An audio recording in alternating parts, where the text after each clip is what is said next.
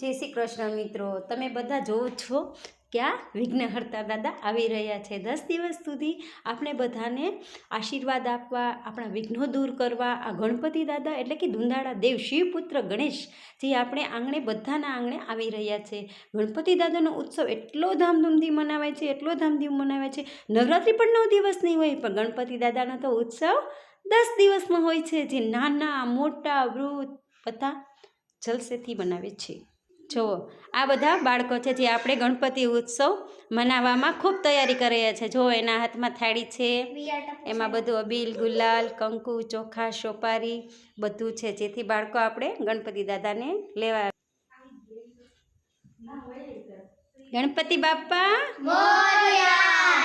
જો બાળકોને પણ કેટલો આનંદ છે કે ગણપતિ દાદાનો ઉત્સવ મનાવવા ઉત્સુકતા વાપરે છે, કારણ કે 10 દિવસ આપણે ગણપતિ દાદાનો ઉત્સવ ધામધૂમથી મનાવવાનો છે ને બાળકો।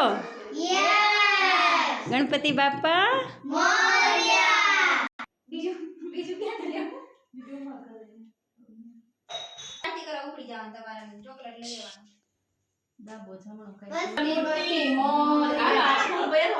ગણપતિ બાપ્પા મોરયા। ઘીમાં લાડુ ચોર્યા।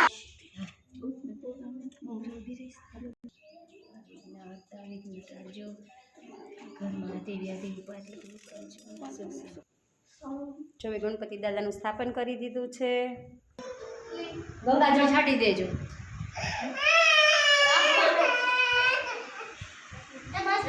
ગણપતિ બાપ્પા મોરયા। ઘીમાં લાડુ ચોર્યા।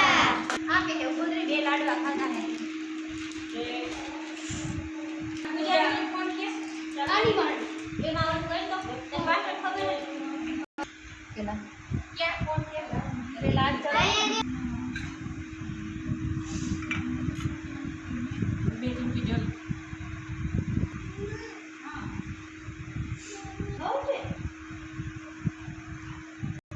વાંધો નહીં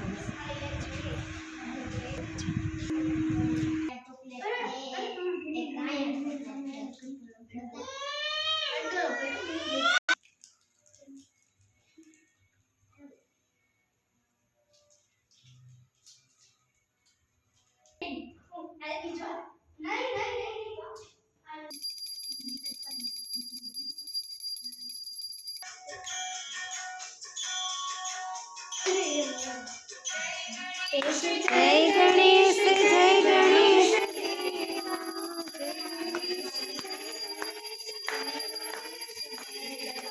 માતા જગી પાર્વતી